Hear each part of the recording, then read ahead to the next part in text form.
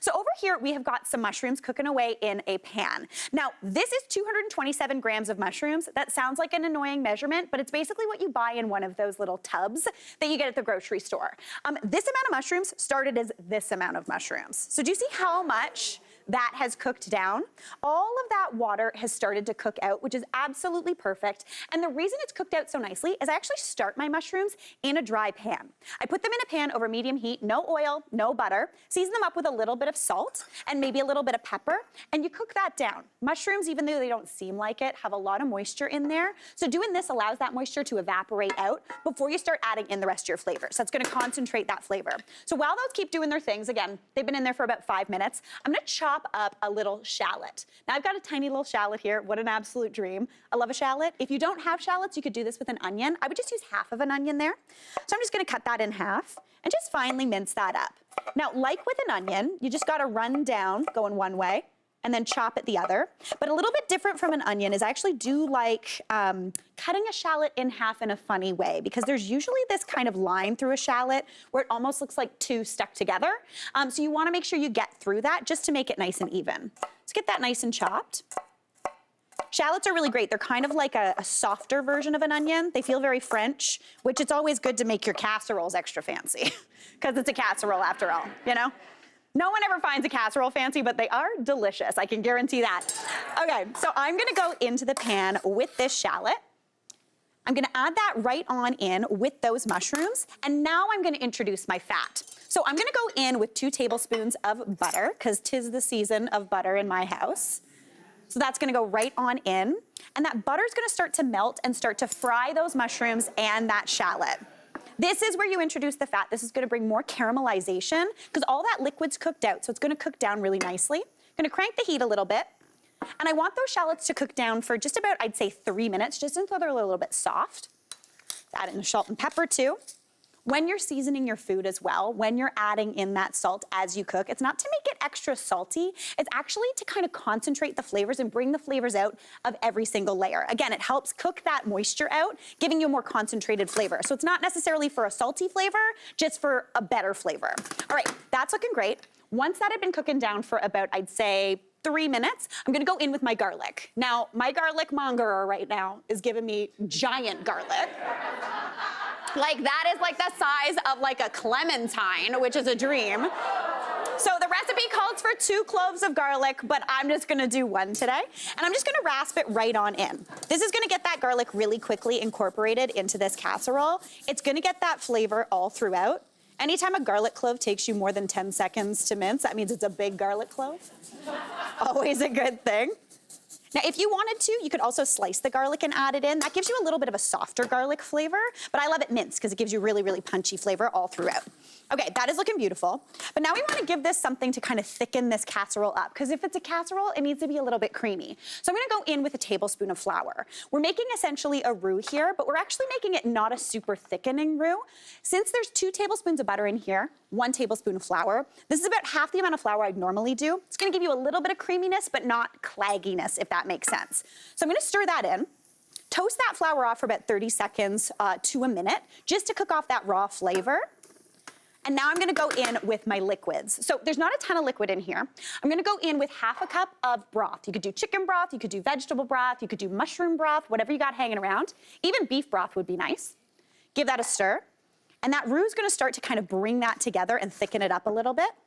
Now, for a little bit of added creaminess, I'm gonna go in with some milk as well. If you wanted to, you could do cream, but the roux is gonna help this thicken into a creamy texture.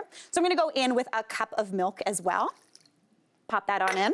Give that a stir. Already this looks like a casserole, which means a pile of delicious, like, brown.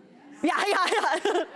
All right, that's looking lovely. Now, I would simmer this down for about a minute or 2, just until it starts to thicken. But I'm gonna season this up right now, starting with about a teaspoon of some Dijon mustard. That's gonna give a little pop. It's also gonna make it taste like you want another bite. A little bit of freshness, a little bit of spiciness. So that's gonna go right on in. Season that up also, not gonna lie, with some cheese. Half a cup of parm.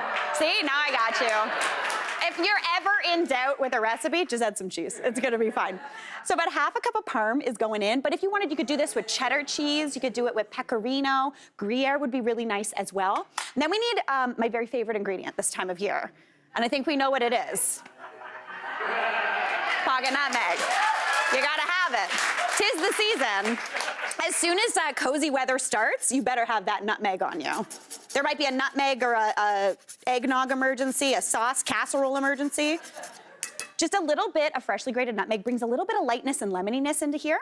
So as you can see, it's starting to blip away, and those bubbles are kind of like gurgly, if that makes sense. That's because that's thickening up, looking beautiful. That cheese is gonna help thicken that as well. This smells amazing. But I'm gonna go into there now with the spinach. So if you wanted to just do cream spinach casserole, you could leave out the mushrooms and add in a lot of spinach. So this is 227 grams of spinach. Again, that's usually what you get in one of those bags. Now, if you want, you could use cooking spinach, which usually comes in the bag kind of near the prepackaged salads. I'm going in with baby spinach because sometimes that's just all you can find. This is the only tricky thing of this recipe, cramming all this spinach into this pan. If you start to get to the point where you cannot fit any more spinach, pop a lid on there. Now, I don't have a lid for this pan, so I just get a pizza pan, stick it on top, and you're gonna trap some of that steam that's gonna help wilt that spinach down and get it super nice. So while that does its thing, I'm gonna chop up a little bit of parsley. Now, when you're storing your parsley at home, this is something that I love to do. I just get a damp piece of paper towel, wrap it around it, and it keeps it nice and fresh and green. It doesn't make it so it turns into that like mushy pile in your crisper. That is not crisp anymore. That is mush. We don't want that. So I'm gonna do about 2 tablespoons-ish of fresh parsley. If you wanted to here though, you could do chives, you could do green onion. Trying to think of something else that I would do. Honestly, that's it. That's the only ones that I would do. If you wanna do something else, go for it, but these are the choices for me. And as I said, 2 tablespoons, but clearly I'm chopping about a 1/4 cup because that's how I like to do things. All right. That's looking beautiful. I'm gonna take a peek at this spinach. It's probably not wilted down quite yet, but as you can see on the bottom, it's starting to cook down. You're starting to get a little bit of that cooked down spinach. That doesn't take long. If you're using cooking spinach, it takes a little bit longer. Baby spinach cooks down quicker. Now, what I'm gonna do is I'm gonna bring this over here. I'm gonna add in that beautiful parsley for the fresh green flavor. Give that a stir, and if all your spinach isn't wilted yet, that's fine, because we're gonna bake this baby. So I'm gonna transfer this into a casserole dish. You could also bake this in the pan that you're making it in. This is like Green City. I'm thrilled about this.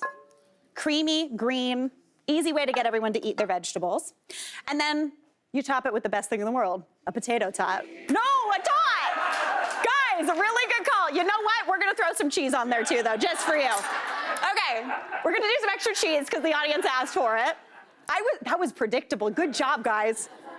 I was throwing you one for a loop. That's okay. So a little bit of extra parm just because they asked so nicely. Beautiful, beautiful. And then I've got those potato tots you get in the freezer. You can also do hash browns, those little patties. I'm just gonna toss these right on top. You can make them nice and layered if you want, but this gives you a little crisp, a little bit of a crunch, and that's gonna go into a 425-degree oven. That's gonna take about 25 to 30 minutes to bake up. I'm already getting a sneak peek of the one our wonderful food stylists made, and let me tell you, they lined these tots up nicely. They did not dump them on like I did. So you could have one that looks orderly and beautiful, just like that. Honestly, I'm thrilled about this. It's golden, it's bubbling. You get that little bit of that spinach, that cheesiness, that mushroom. Hey, Mary here. What did you think? Drop your comments below, and don't forget to like and subscribe for more of the good stuff.